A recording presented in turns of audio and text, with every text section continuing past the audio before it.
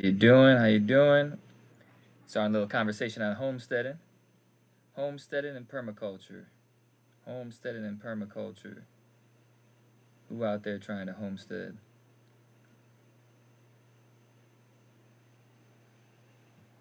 You got different people on homesteading and permaculture. Who's trying to homestead? Who's trying to grow their own food out there? Trying to grow your own food. Trying to separate. Trying to make sure you feed your family. I ain't talking about garden. I'm talking about making sure that you feed everybody in your family year round, minimal amount of work. Minimal amount of work. That's what we talking about right now. Anybody got questions? Put in the chat. Put it in the chat. Trying to put a sticker on here.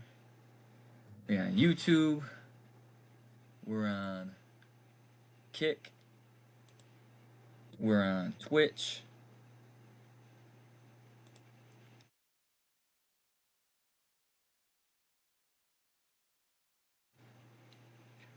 Talking about homesteading because a lot of people think that you have to homestead with a lot of money.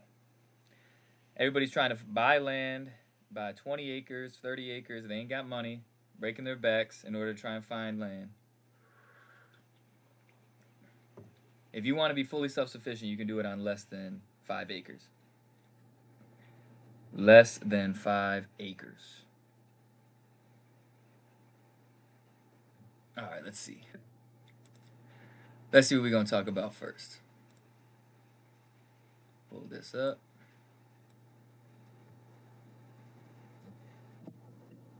All right, what's the first step to it all? Great question. Great question. First step is your skill set. All right, I put a video out the other day about 3 things that people try and do when they're homesteading. All right, they try and save money, then they try and buy land,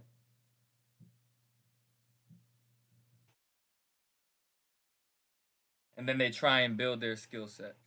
All right, I'm actually on the wrong side for the YouTube. Oh, it's not even gonna be good on TikTok. You got to go on YouTube if you want to see it on the right way. But basically, what people try and do is they try to save money to buy land, and then they work on their skills. Right now, if I gave you 10 acres, 5 acres, would you be able to grow on it? More than likely not. Everybody's only known how to grow tomatoes in the backyard, lettuce maybe, some onions, some garlic. You're not fully equipped to handle that much land in order to feed your family. This is not going to happen. Now, is that bad? No. The first step is looking at your skill set. Yeah, I know it's backwards. I got to flip the camera. I'm not too good with the TikTok yet.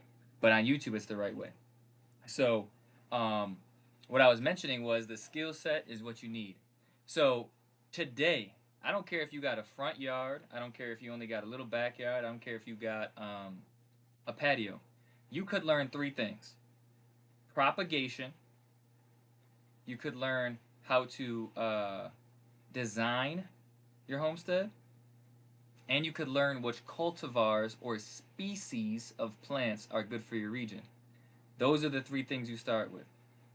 Why? Because if you learn how to propagate very well, the moment that you have a backyard and you leapfrog into a bigger plot of land, like 5 acres, 6 acres, you already know how to expand the plants that you have. I'll give you an example.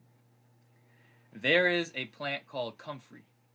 A plant called comfrey. It is propagated by root cuttings.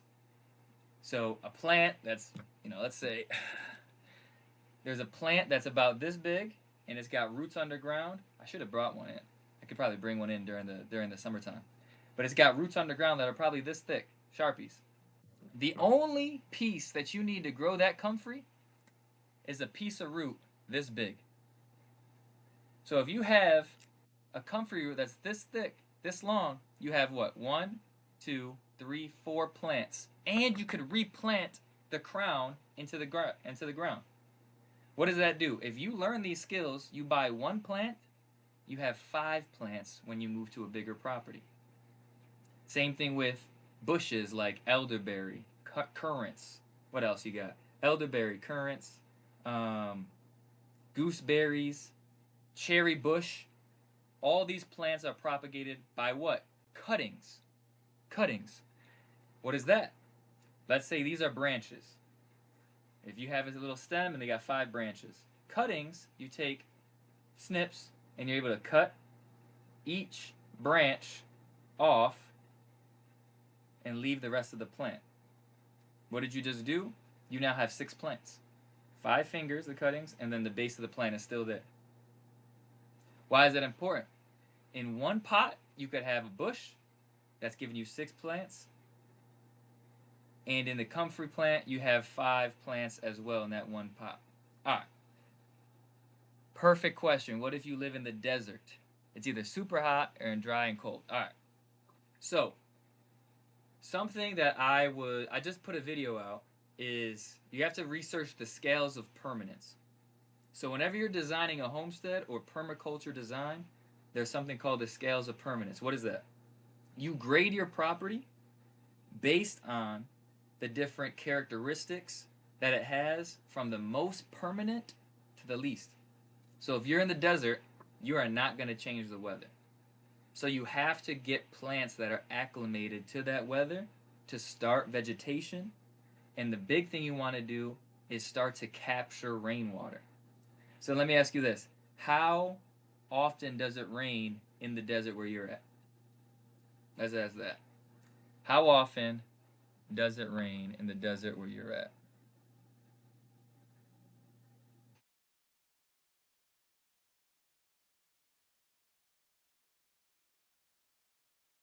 Not often. If you had to give me a time, maybe like 3 times a summer, 4 times, 6 times a year, how often? During the winter season. How often during the winter season?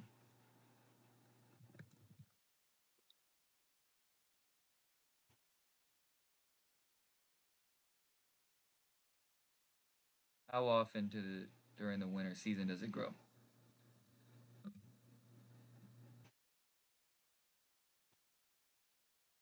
Let's say it grows. I mean, let's say it rains like you know once every week in the winter season for only 2 months, 2 or 3 months.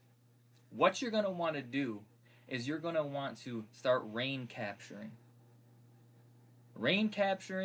and building different places on your land to store water. Um, there's a project going on in 1 month of just rain in 1 month. You can change your landscape based on that. So what you're gonna do is in your backyard, if you want to have a place to grow trees or you want to have a place to grow crops, you're gonna have to dig a little hole with the whatever side of the hole is on the side of the wind, you're gonna mound dirt on it. So let's imagine. I know it's showing backwards for you, but I want to try and show it. I want to try and show it because what you're gonna do is, and I'm gonna figure out why it's backwards next time I'm on. If you have dirt, right, you're gonna dig a hole,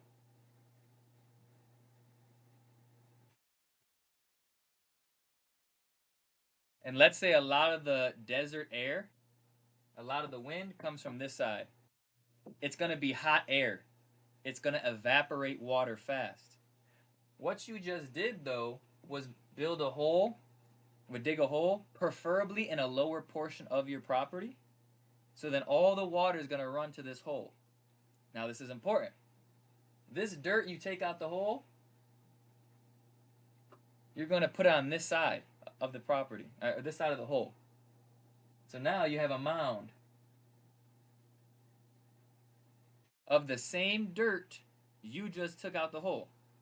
So now all the rain that comes, I mean all the wind that comes in, it's going to have a windbreak on this mound. You're going to have water that's pooling here in order to capture water, and it's not going to get evaporated. Now what you do is you find some native plants in the desert, all right? And there's a couple. There's a couple. There's like a sand cherry, there's yellow horn, there's different plants that are desert tolerant. And what you do with that is you plant it. I don't have a green marker. We're gonna find out how I can do that better. Boom. Plant that here, or you're gonna plant some plants like that. All right. So now, okay, look, Chat GBT rains roughly 23 days a year, 6 inches of rain. Okay, yeah, that's desert.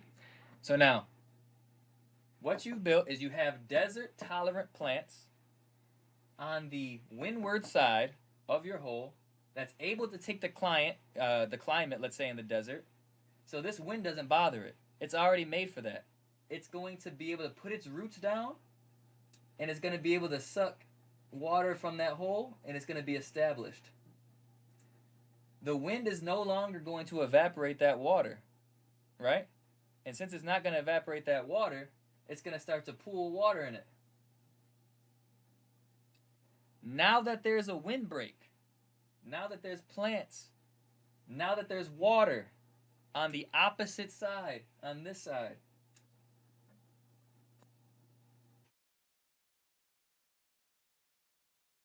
you could then start to. I'm a terrible drawer. I don't know. That looks like a cactus. It's not supposed to be a cactus. But you could now put other plants that would not be as suitable for the desert on this side of the hole. It has a windbreak. It now has water. And it now has an area where you can even start to pool nutrients. Because if it's in a lower part of your land, all that runoff in the desert, you know, when you watch it get wet in the desert and it floods, it carries all that sand, all that soil. It's going to get deposited here in the water. And if you put, what I would do is I'd put a lot of biomass here. What is biomass? I'm going to put it here so you guys can look at it, right? And I know it's backward for you. Other people on other platforms is not backwards. But it's biomass. Biomass. Biomass. So what you're going to do with the biomass, what biomass is, it's a plant that produces a lot of matter. So think about what's a good example? Comfrey's a good example. Acacia's a good example. Elderberry's a good example. Bonagrass, bananas. They're plants that grow really big, really fast, have big leaves, big stems. Why is that important?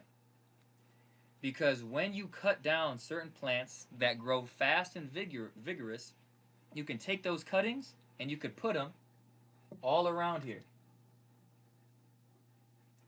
So you could cut this off, and when you cut it, you take that biomass and you now lay it on the ground, or you lay it in the hole, or you lay it right here. Why is that important? What do you think is going to happen to all those leaves and sticks as it's sitting there on the ground? It's going to decompose. What do plants, wood, leaves decompose into? Soil. Soil. So now you're building soil in that area. And if you use the right plant that makes biomass, you then can build your soil, get 1 inch, 2 inches of soil. And now that whole area becomes its own microclimate. This water is under the shade of the tree.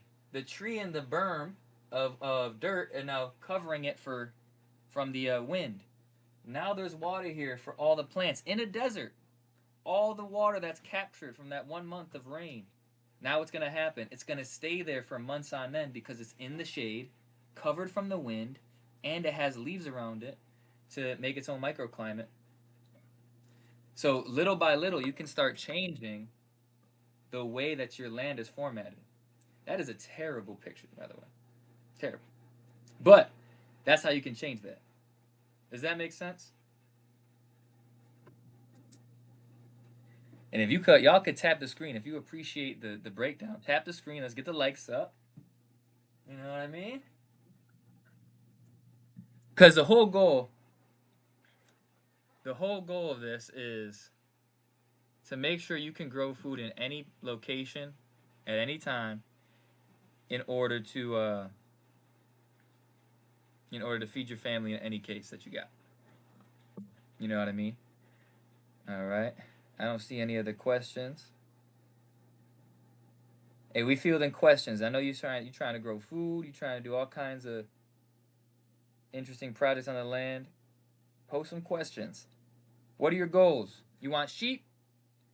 You want an orchard? You want to grow a fruit tree? What are you trying to do? Are you trying to grow your own grain, your own flour? You trying to raise bees? Florida. Okay, what about Florida? Florida's like a subtropical climate, right?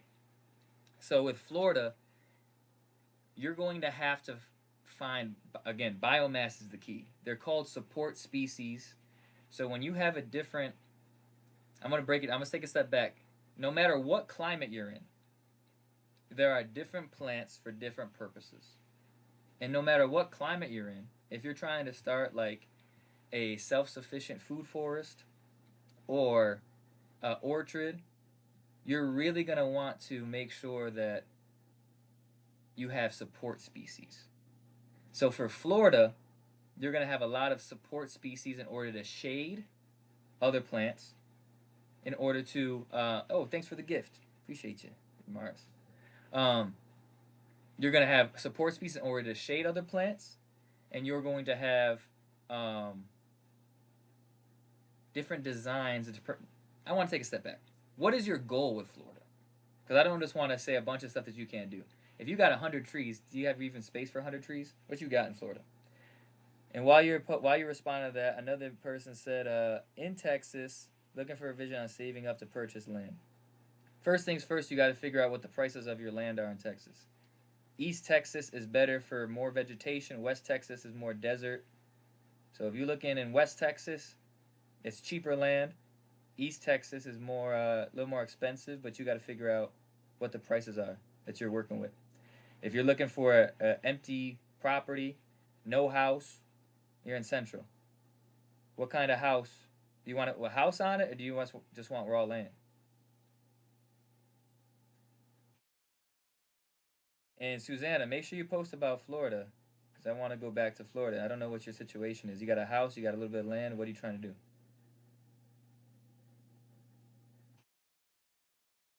So what about Okay, raw land. All right. So I would go on Zillow. I would look up how much land is for how much land is for how big it is. Price per acre. 5 acres, is it going for 50,000? That means it's 10,000 an acre. Raw land, nothing on it. If that's what you're looking for, then we can put together a savings plan where, with your current location, I would recommend you learn skills on how to grow food and how to propagate plants, and you start to sell them. Two reasons why. One, because now when you get the land, you have the skill set to put into practice. And two, you start to develop a market of people that want your plants, want your food, want your products prior to having the land that you can produce more. Right? Because if you can get the property with already having the skill set and having a market that you're selling those products to, you now, when you have the 5 acres, you won. Because now you can just expand that market, sell more, and grow more. So that's how I would save. I would save in the vein of doing some agricultural stuff. All right. So chickens are the best starter animal. Depends what location you're in and what you're gonna like, how much land you got.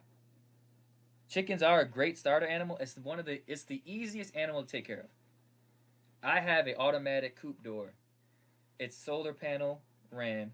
So then when I leave the house, I'll be gone for the weekend. Right? So like if I go to y'all know what I'm talking about. If I go to church for the weekend, right? If I go I live 2 hours away from my church, right? So if I leave on Friday and I come back Sunday evening, that's 3 days my chickens were alone. They are fine. I put a little automatic feeder in there. They have an automatic coop door. They come out when the door opens. They go in when the door closes before the sun goes down. And they are the easiest animal to take care of. Now, the only reason I say it depends what you're doing is because if you don't have a lot of land in the back of the house, you just got a suburban yard with like a 500 square foot backyard or urban yard, you ain't gonna be able to have chickens. All right, and that's everybody's different. You might have to do quail. Quail are small. They're just dumb. Unfortunately, quails will kill themselves. So that's we got rid of our quail. They a couple quails drowned themselves. I was taking care of them. It wasn't because of me. But all right. Susanna says we have a little bit of land. Is trying to find the right type of vegetation, maybe a food forest. Okay. So if you're in Florida, you want to do a food forest, you have to first figure out it. I'm a little biased because when I design something, I would want to design something like fully, right?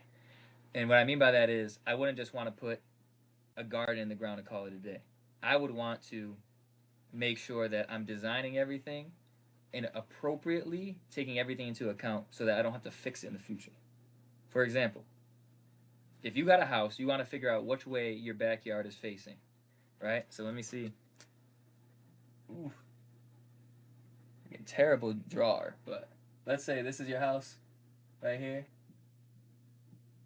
and this is your backyard. Let's say this is north.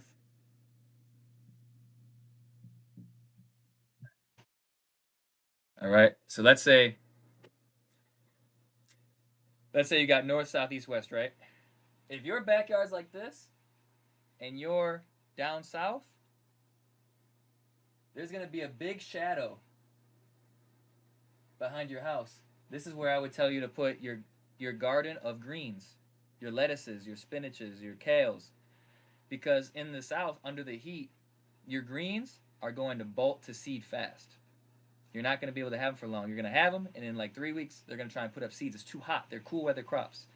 So in the shade over here, where it only gets sun in the morning and in the evening, a softer sun, I'd put your I'd put your garden with your leafy greens right behind the house in the shade.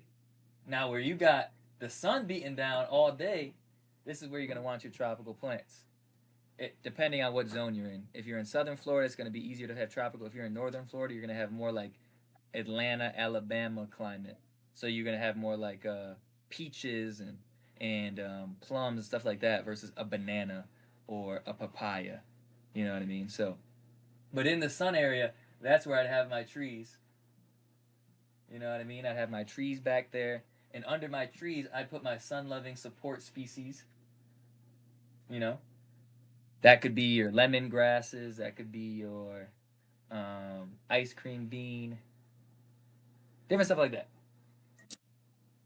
There's like support species. So like first things first, if you're trying to do like food production, garden in the shade with your cooler crops, and in the sun with your hot crops, depending on where the sun is for the directionally for your house.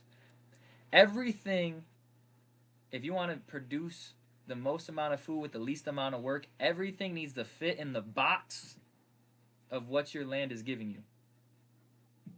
Meaning, everybody's land has different conditions. My land has different conditions than yours. So I have to work within my box. The more you work in the box, the more you're going to be able to make it simpler. I just erased the board, not even looking at it because I'm looking at the camera. That's cool. All right.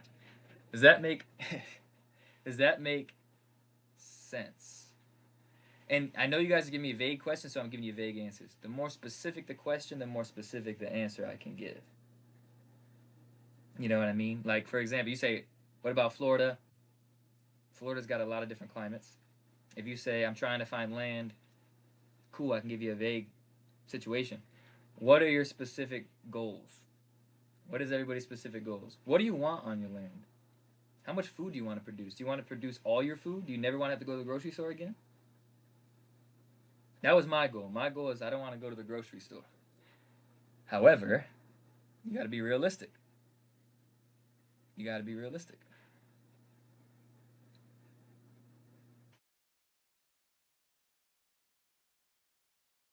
You know, if anybody wants to support the farm, you know, just putting that. It's a quick plug. Same goal, off the grid. All right, off the grid. So Central Texas, off the grid. Central Texas is technically like what city? Is that Dallas or that's still East Texas? What is Dallas? Central.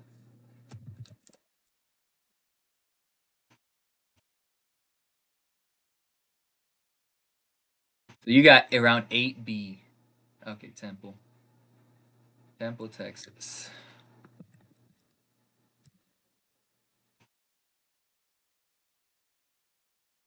Okay, so you're 9A to 8B.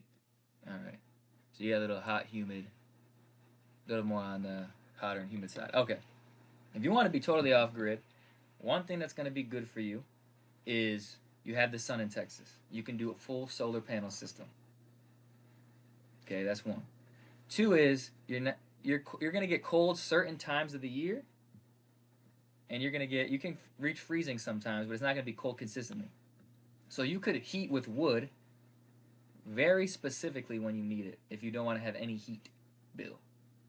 All right. You might be able to have enough electrical service with the you have to size it right with solar panels in order to support like a geothermal system or like a passive heating system.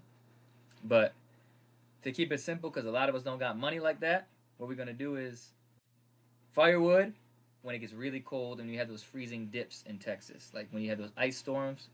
Only for like a day or two for a week, you're gonna be able to heat your house. Solar, you have that. Now, if you want to be completely off grid for your food consumption, you need to look in your fridge today. Look in your fridge today and ask yourself, can I live without this item in my fridge or do I know how to make it? And if I don't know how to make it, or if it's not something that needs to be made, do I know how to grow it? Everything in your fridge. I told my wife, I said, look in the fridge and get used to not having stuff if you can't grow it, if we can't grow it, or you can't make it. Straight up. Get used to it. She don't like that, but it is what it is. I still catch her trying to put store bought stuff in food. I just caught her the other day. I said I wanted cornbread with just the corn I grew. She slipped in a little white flour in there. Can you believe it? She on the side watching. That's why I had to do that. so, so you need to look in your fridge and figure out everything you can live without and everything you want to live with long term. So, for example, for me, if I want sweetener, I cannot grow sugarcane. I live in New York, almost in Canada. I can't grow sugarcane. All right. I can grow two things as sweetener. I have honey for bees, or I can make sorghum. Not I can grow sorghum. Right. Sorghum is like the sugarcane of the north, basically. Right. It grows a thick stalk. You can squeeze it into sugarcane juice. You can do all that. All right. Honey and sorghum. So I told my wife that's what we have to sweeten our food with. When you bake, when you cook, when you do all these things, use honey or use the sorghum sugar or sorghum syrup. And we're working on that. And maple syrup as well. There you go. That's good. Maple syrup is good. Um, so yeah, maple syrup, sorghum, and honey. Those are the three, right? So you have to figure out which one of those you're going to be able to deal with and how you're going to put that into place on your land. Start your apiary, or if you have sugar maples on your land, like I got sugar maples in the back, are you going to boil syrup? Are you going to grow sorghum? You need to do that for everything in your fridge if you want to be fully self sufficient. And you're not, listen, you're going to either have to live without stuff if you're going to be fully self sufficient. You ain't going to be able to get mayonnaise like readily unless you really get into, your wife really gets into, or your family really gets into making those value added products. So you got to be realistic about being off grid. There's some things like you might need to live without. Unleavened bread must taste exquisite in my home. It tastes like it's farm grown. Everything I can tell you, my health has gotten better. I feel like, and the food is definitely cleaner. Um, but like I was saying, Khalil, if you're trying to go off grid, look at your fridge first. And there's a lot of things that are harder than others. Like I said, sweetener is hard because even if you do sugarcane in the South, you need a lot of sugarcane to last you the whole year. So when how you make sugar is you take the sugarcane, might be a 6 foot, 8 foot long cane this thick, maybe probably a little bit thicker, maybe like this, and you squeeze it into sugarcane juice, and then you boil the juice like you would with maple sap to the point where you make syrup, and then when you continue to boil it, it makes sugar. That's how you make it. So sugarcane juice and sorghum juice is like a 10-to-1 ratio, meaning you need 10 gallons of sugarcane juice to make 1 gallon of syrup. And from that 1 gallon of syrup, you then can boil sugar to a less volume. Think about that. Think about that big old cup of sugar that you've seen your family put into a mix of cookies. And think about how much sugar cane you need to do that. That's not normal. That's not normal. So you need to figure out other sweeteners. So me for honey, that's why I like honey. You can get 40 to 50 pounds of honey from one hive. 40 to 50 pounds of honey from one hive. If you have 3 hives, that's 150 pounds of honey. I've had 2 hives of bees for the longest time. One of my hives died last year. I was working with one. I'm gonna re up to like 5 this year. But my point is, off the hive that I do have, 50 pounds of honey. I haven't had to buy honey in what, 3 years? 4 years. All the honey that we used, 3 4 years, haven't had to buy it. So now sweetener is off the board if we were very serious about, very meticulous about it. You know what I mean? So you can keep bees in a backyard. How much land do you need to keep bees? You can keep bees in a backyard. Check your local regulations. Every city has rules, unfortunately, about animals. You may be able to have chickens, but not a rooster. You may be able to have bees if you have a certain size lot, but not if you have a smaller lot. But if you have a suburban yard, you can keep bees. You can keep bees. The big thing you need to be aware of is that bees need a runway. Like, I don't know what the best way to look at it. I can't pull anything up. But bees need a runway for them to come out of the hive and fly like 30 feet. Like they need space. So you're not don't put a beehive in your backyard pointed towards walkways, because they will literally fly out, and then you're going to aggravate them by walking in front of it, right? But they also need space, so you can't just turn it towards a fence. They need a runway to go out. So you need to have some design considerations, but you don't need that much land to have bees at all. You just have to know how to take care of them. They have disease pests that you need to be aware of, varroa mites, foul brood. You need to check them every 2 weeks to make sure they're good. You know what I mean? Different things like that.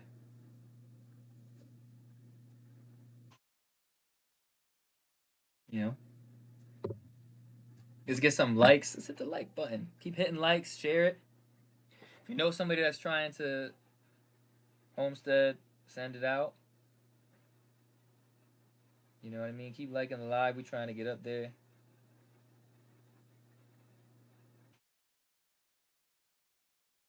I mean,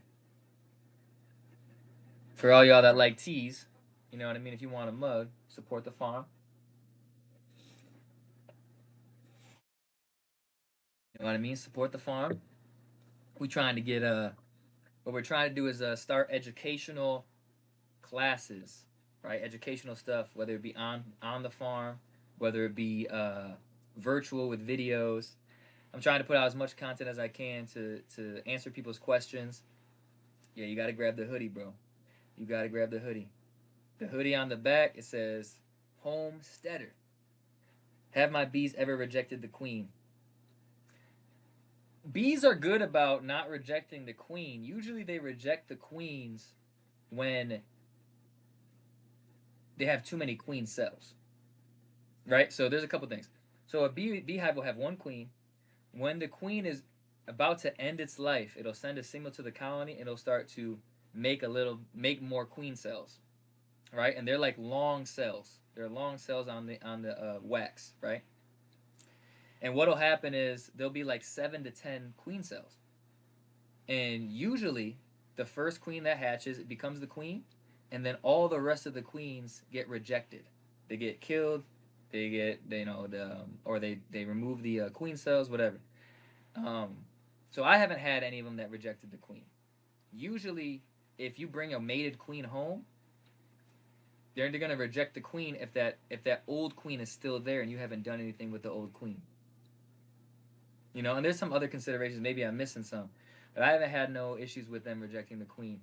I've had a queenless hive where I had to get a mated queen, and I had to get a mated queen at the end of the year. So I needed to make sure that she was acclimated to the hive right before wintertime, and she had to give a couple rounds of brood in order for the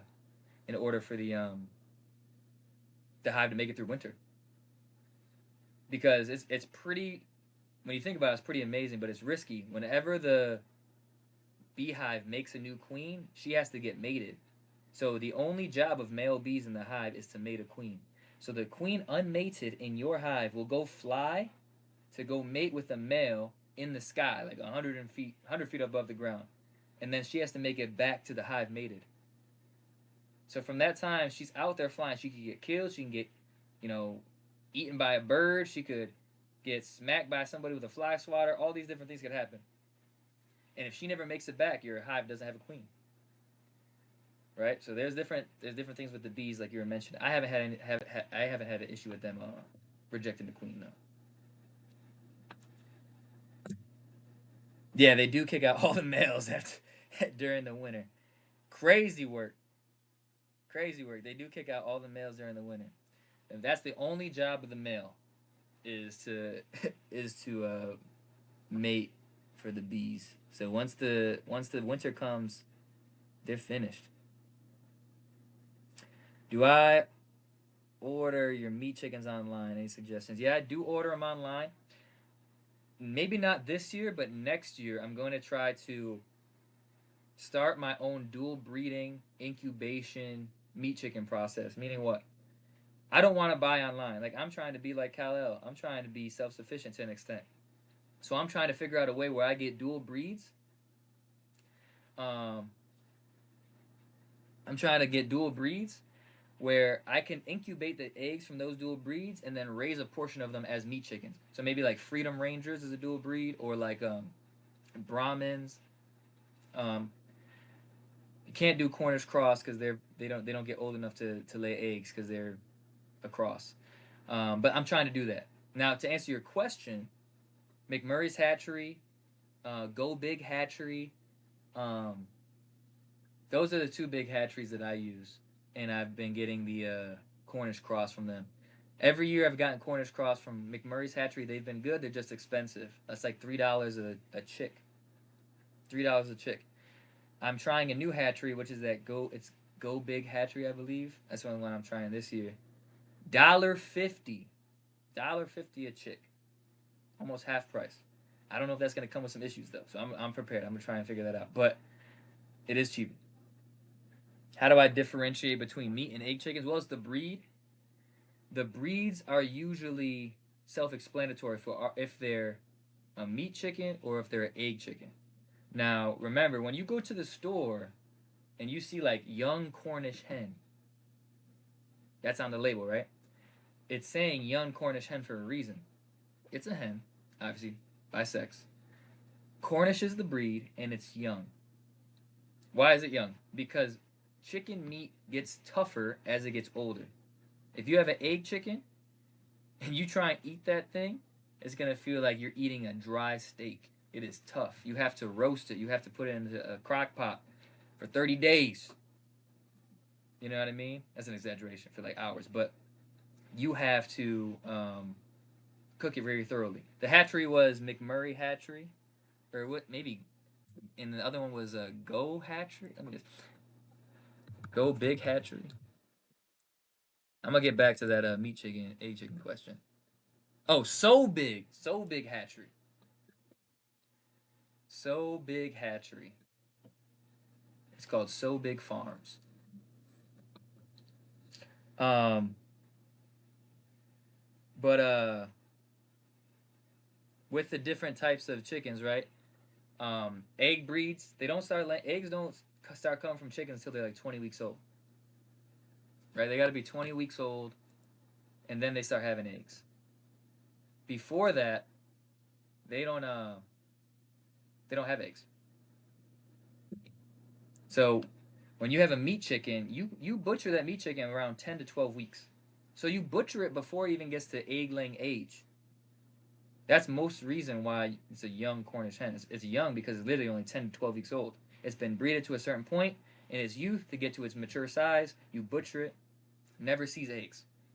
So when I say I'm going to do a dual purpose breed, I'm going to have one that's laying eggs, and it's a breed that relatively gets big fast, but those offspring that I'm going to butcher for meat are still going to be like young. I'm not going to get them to egg laying age. That's what the mother is for, to keep laying those eggs for years.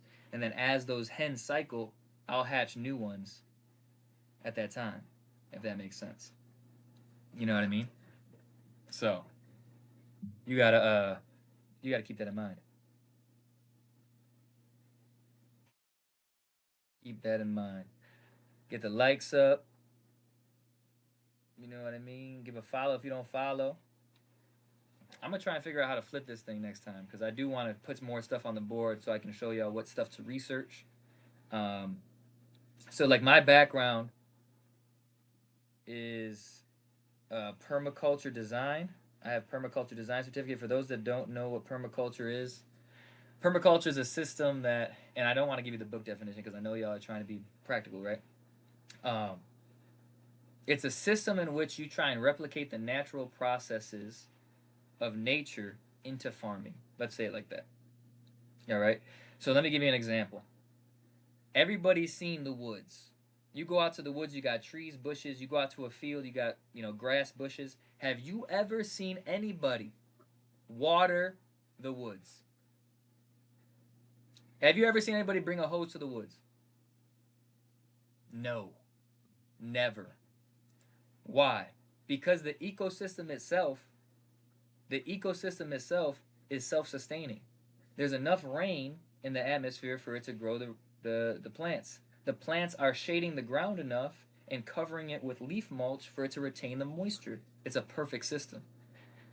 So what I try and do is I try and recreate that system in farming so that you have less work, less labor, and the nature of the plants, the ecology of the plants is self-sufficient. Self-sufficient. So that's kind of the background there. And that's the same for the desert. For those that live in the desert, there are plants that live in the desert. There are plants that are naturally inclined to the desert. And you just have to work with those plants for what they bring. Every single type of climate has its own plethora of plants that'll help you with the permaculture process. I'm gonna I'm gonna show y'all something really quick. For those that are in the desert, I have a database of plants that I subscribe to, so I can continue to build out my property. And I'm just gonna look up some specific plants for your desert conditions.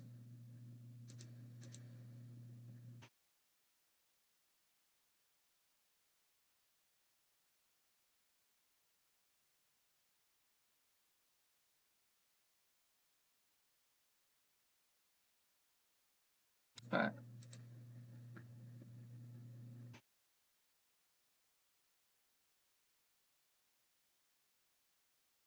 Yeah, like I said. Mm-hmm. Looking at different ones.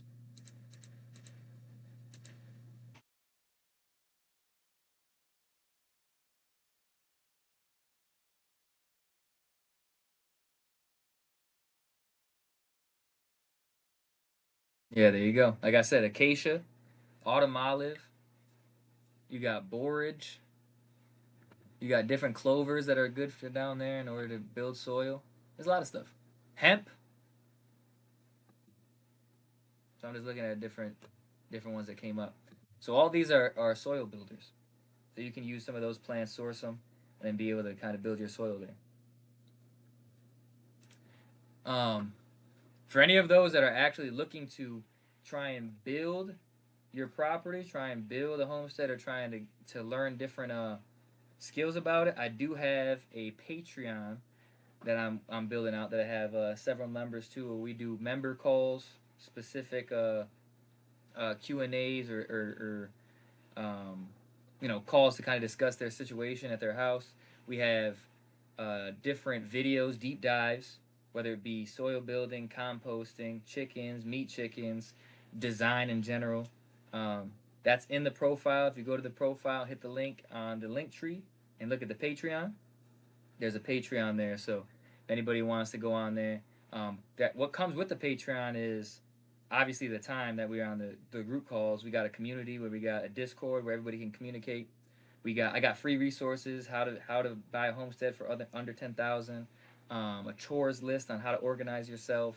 I for people in tier 2 and tier 3, I give them free access to my database of plants. It's not mine, but I subscribe to a database of plants that then I give you the login to, so that you have a free spot where you're like, hey, I live in a drought area in zone 10.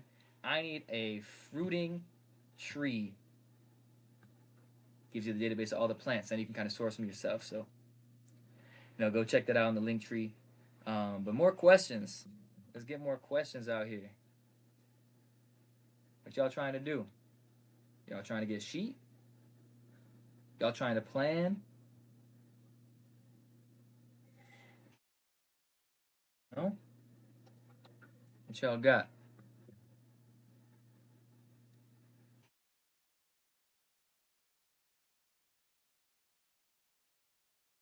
And listen, drop a follow if you ain't followed. Go check out the videos on the profile.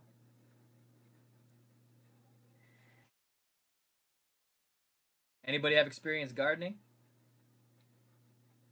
Who's a gardener? Are there any gardeners or orchardists? Herbalists? What about herbalists? Anybody on here that makes tinctures, makes salves, herbal teas? Is that a herbalist on there, Glorious Visions? You're a herbalist or a gardener?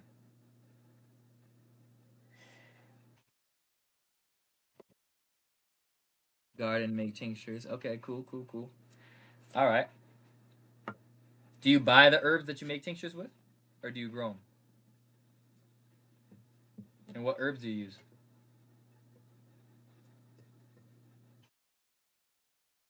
Tinctures. Okay. What herbs do you use? Okay, you buy them. So what herbs do you use then?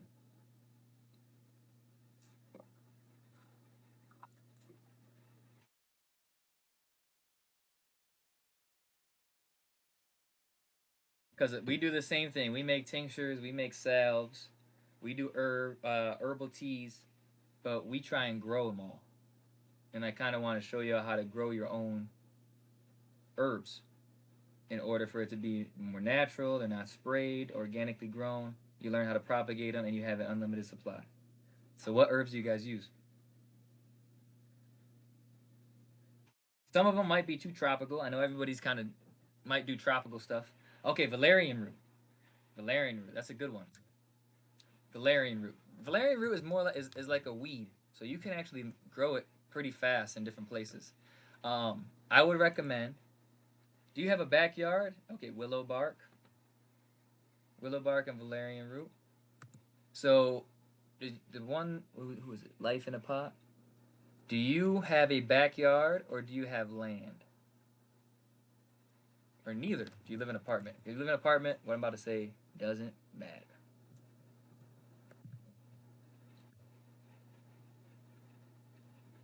Backyard. Okay. So what I would do in your backyard is I'd have a section. If you go through that much valerian root, why not grow some? It's a weed. It grows relatively well in sunlight conditions, and you could grow a lot of it. And especially if you're doing tinctures or like oil infusions, you don't need a ton. You don't need a ton, unless you're selling it, and that's a different case. But why not grow it? And you could grow it in different. I can't guess. I'm from Texas. Can you guess who it is? I can't guess. But Angelica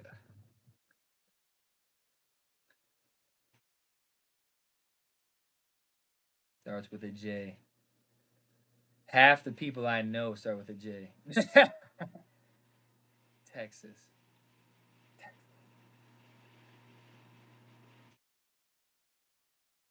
Infuse Infusium? I haven't heard of infusium. I've heard of an infusion. I don't know what infusium is. What do you mean by infusion? I'll look it up.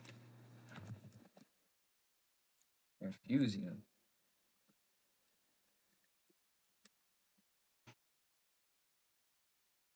You mean infusion?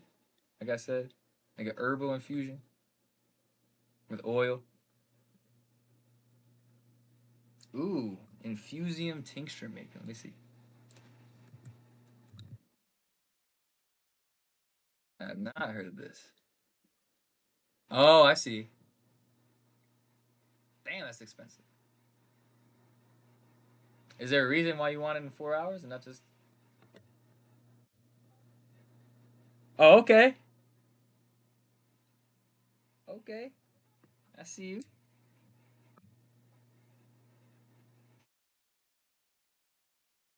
Is there? I mean, I would buy the infusium if I didn't have more than enough time on my hands. I guess is my point. But if a backyard, it would make sense to do it because then you could just tear out the plant, keep a little bit of it to grow next year, and then maybe reseed some beds with a different plant if you were trying to do it fast. I could see it, but I don't have the infusion. I had my wife look into it though.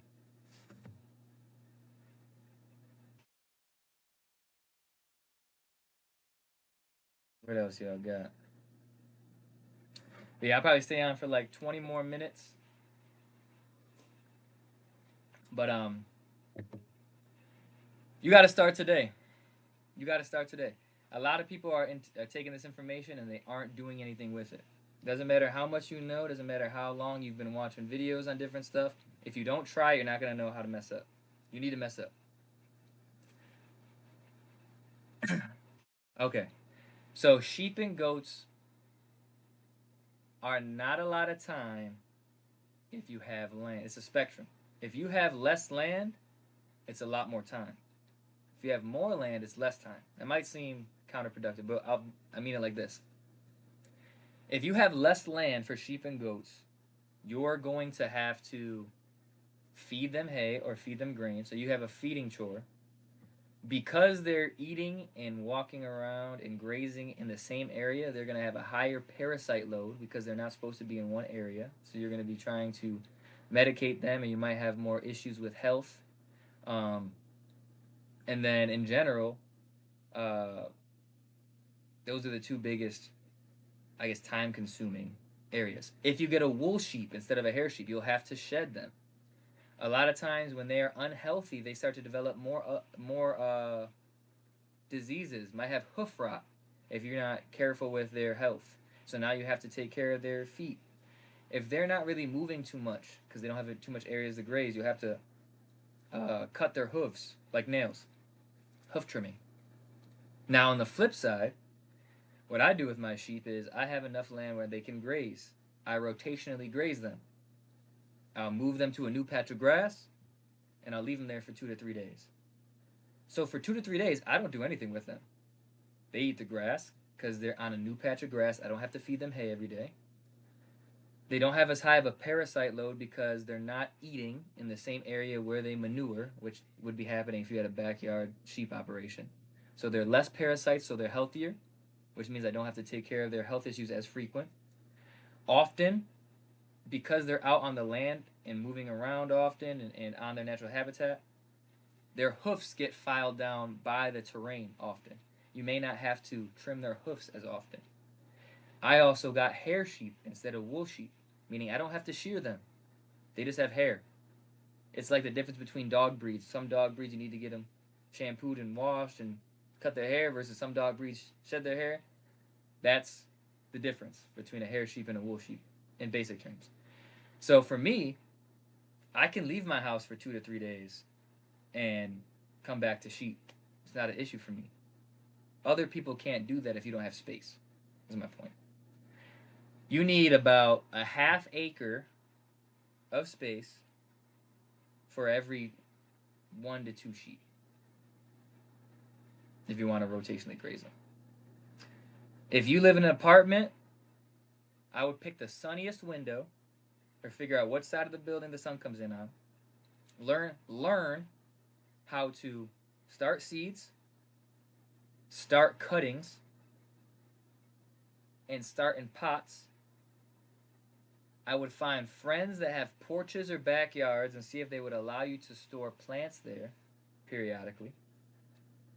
And then I would grow a section of 10 to 20 of your most important plants for you to have when you homestead. So if you're going to homestead in the future, oh, thanks for the gift, appreciate it. Hat and mustache is definitely fitting for the homestead. But if you have friends and family, and you have the ability to have like 10 to 20 plants, maybe like a bioaccumulator, some early succession plants like comfrey, elderberry, some fruiting bushes that are easily propagated like currants, gooseberries. Um, what you can do is when you have a land, when you in the future when you get land as you're saving up, you then have the genetics with you for you to propagate everywhere. So I would start getting the skills to seed, getting the skills to propagate, getting the genetics of small plants that can be propagated fast, so that you can have that on hand when you go to the point where you're able to actually have land. And then if you have a front, some apartments are townhouses, and they have a front porch that's sunny or a back deck that's sunny. Sometimes in those apartments, you can do root prune beds. So those that want to figure out how to make a little money when you're in a small back deck. Okay. If it's sunny on the back deck, you might want to try root prune beds as well. Root prune bed, a small one, in a small space, 3 feet by 3 feet, you could grow about 100 trees. Now you're not gonna grow them big. You're gonna grow them so that they grow about 2 to 3 feet tall, and you're gonna sell them. High quality trees, black walnut, pecans, um, chestnuts, those different types of trees. They sell for about $10 to $15 a piece, depending on where you're at.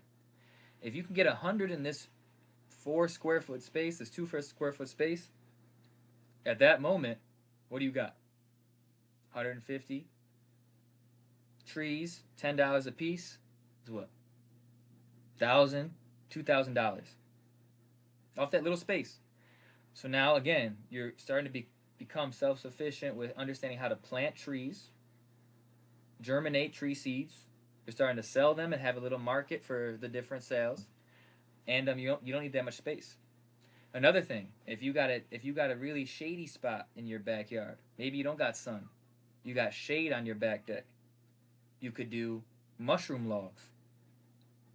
It's not for selling, but it's more so that for you to understand how to do mushroom logs, and you could supplement your diet with mushrooms. It's healthy. Shiitake, blue oyster. All you gotta do is keep them moist, keep them in the shade, and you grow mushrooms. I grow mushrooms.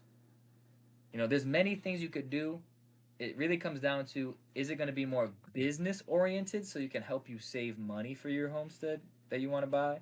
Or is it going to be more skill oriented so you can grow the skills so that you are able to translate those skills to the future when you have property? You know what I mean?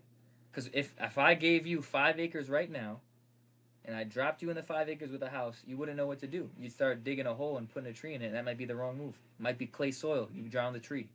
You need the skill set. So build the skills, build the economic value while you're in an apartment or a small house or a townhouse or an urban setting, and save money. And when you get the house, you'll have everything you need. That makes sense? I like giving long answers, and I don't know if that's helping or not. I might be like droning on. Do you recommend getting the soil tested? It depends how much land you got. I got my soil tested um, because I have between 10 and 20 acres. I got acres. And with the amount of things I want to do and how I'm designing, I need to get my soil tested because I want to make sure it has enough minerals for my sheep. I want to make sure it's good for uh, my trees that I want to put in, all that stuff. I wanted to make sure I understand the amendments or how much organic matter it needs. That's for me if I got land. If you got land, if you got a half acre, an acre maybe. I say over an acre, test your soil. If you got less than an acre, you got a backyard in a suburban area, the soil doesn't really matter that much because you can just make raised beds if you're trying to garden. And even if it's not for gardening, you're going to do small bushes. A lot of small bushes, they don't need, it's not, chances are your soil is not going to be too bad for it. And you can be able to figure out what's wrong with it based how the plant gives you feedback. You know what I mean? If the plant gives you feedback that it's low on potassium based on how the leaves look, or it's low on nitrogen rather based on how the leaves look, it's not as green. It's more like whitish green. It's a light green. It doesn't have enough nitrogen. Um, do I have any recommended literature or videos to learn more? Yeah, I mean a bunch, a bunch. I got some books right here. If you got land, learn how to root cellar. If you trying to garden, get 4 seasons of harvest. You know what I mean, from H.O.M.E in order to grow through the winter time. You got homestead books. I got books for days. There's many books, videos. Any permaculture practitioners. You have Jeff Lawton. You have if you're trying to homestead, there's there's different YouTube pages. If you're looking to if you're looking to get like direct help, like I said, I do videos. I have a Patreon where I help people directly learn skills. So you can go on the link in there if you want direct help. I can help you as well. It's on that link tree. It's the Patreon, and I have a list of books, resources and I have links to them if it's too hard for you to search by yourself. The ones that I showed you, I have that. I also have like a list. That's another good point. On my Patreon, I also release to people a list of grants. A list of grants for those that are trying to start a business with farming, an agricultural business, or a homestead. If you have a business with it, whether it be education or production, then you can get grants for it, especially if you BIPOC, if you're Black, Indigenous, people of color, right? So with my farm, I was able to get BIPOC grants, right? So I was able to get some grant funding to help with the business, not your homestead. You gotta have a business. If you do that, you can get grants, and you can get special grants that are specifically for Black, Latino, Indigenous people. All right. All right. You're looking to buy acres in Texas. That's great. If you buy acres in Texas, you can get your soil tested if you need to. Um, it's not gonna. I don't think it's a top tier priority though. I don't think it's a top tier priority because you can tell what's going on in your land based on what plants are growing, what type of soil there is, and just observing the property itself. And you could learn those skills before you get the property. I don't think it's a big thing. All right. What else y'all got? What else y'all got? I'll share with you guys that I think right now. Well, let me pin this real quick before I tell you. There are some people that said they wanted the hoodie. There's the hoodie right there. You need that hoodie right there. That hoodie's got the logo on it. Home, homestead, order, marriage, education. You know what I mean? I do a lot of the homestead stuff. My wife's a teacher. My wife's was a preschool teacher, early education teacher. So we put out content for education too. So it's the how you build a home, all those aspects. You got to have a spiritual element. You got to have a homestead if you're trying to feed yourself. Your marriage got to be tight. You got to educate the kids, the next generation. You know what I mean? So you want a hoodie, get a hoodie.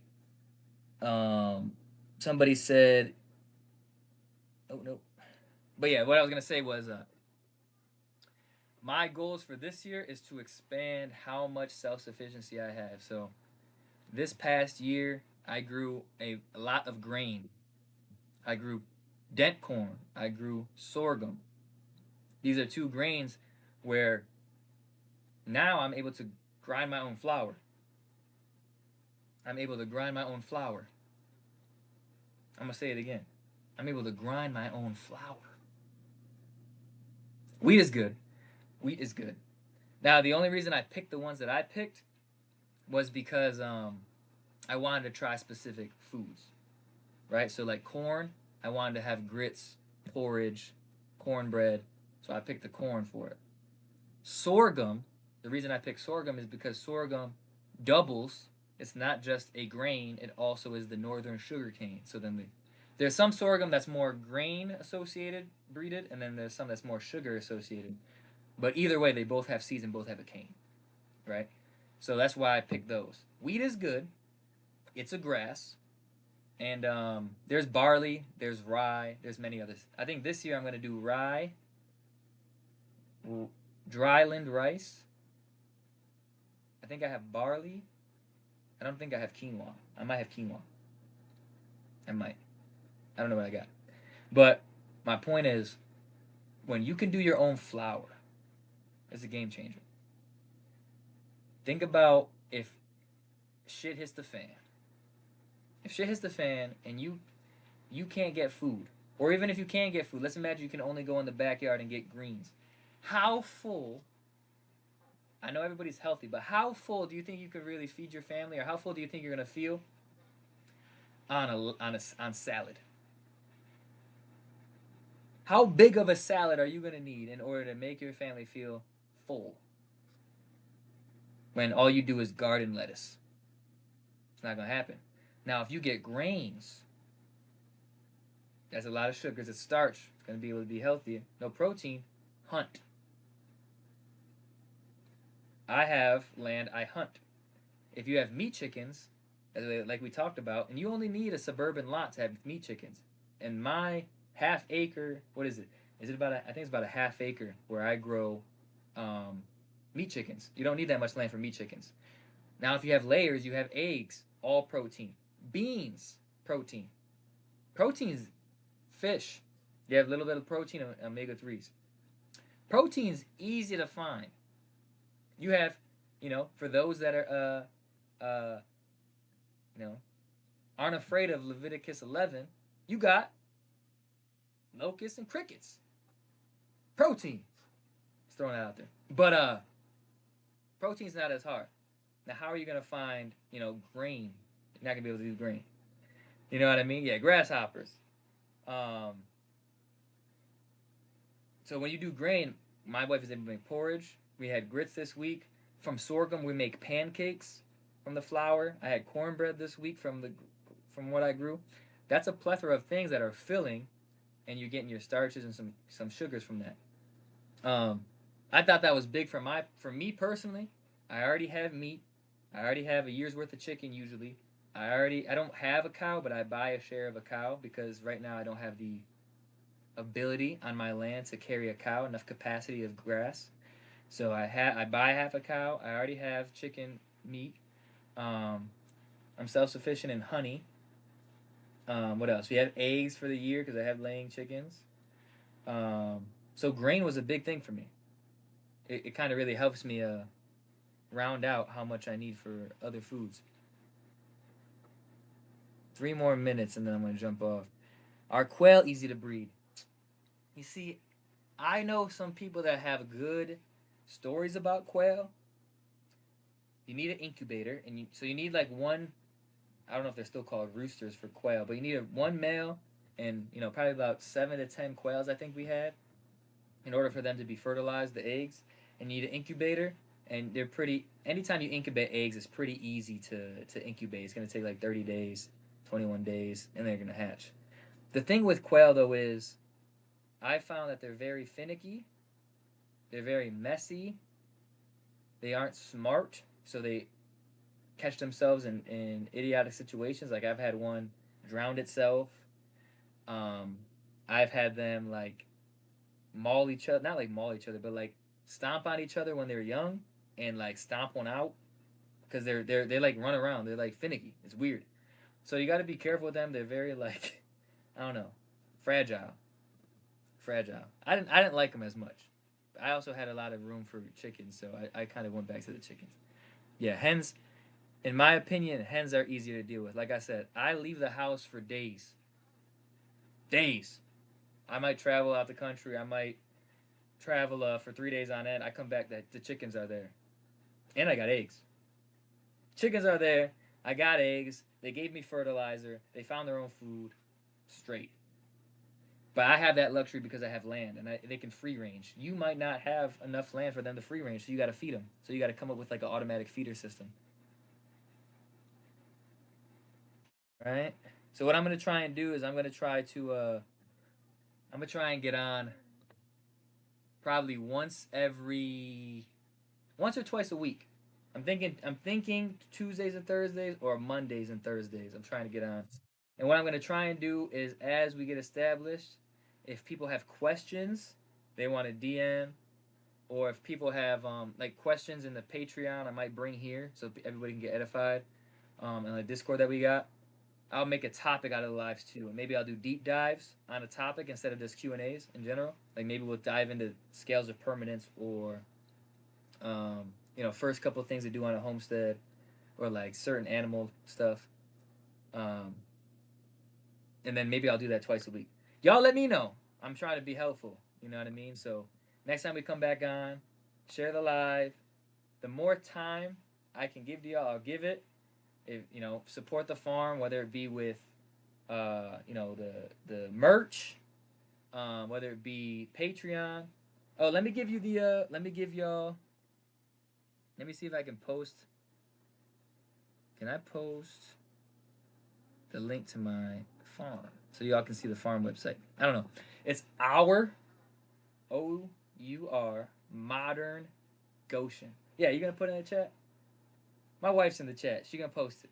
OurModernGoshen.com.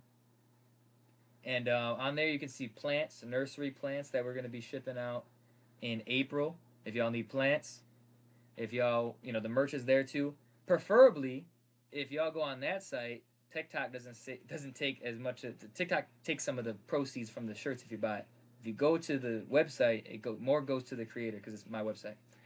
So I have that, and then there's ebooks on there. If y'all want to take ebooks, I kept it really, really cheap for ebooks. It's quick hitters if you want to learn how to do sheep.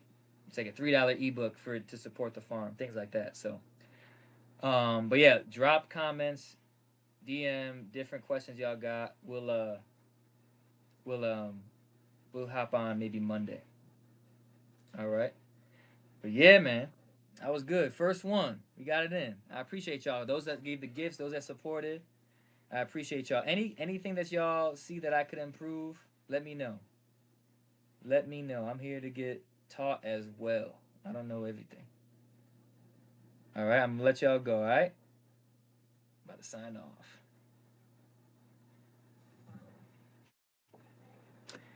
Ooh, I got 42 cents. I didn't even stop the stream online. Appreciate y'all. Y'all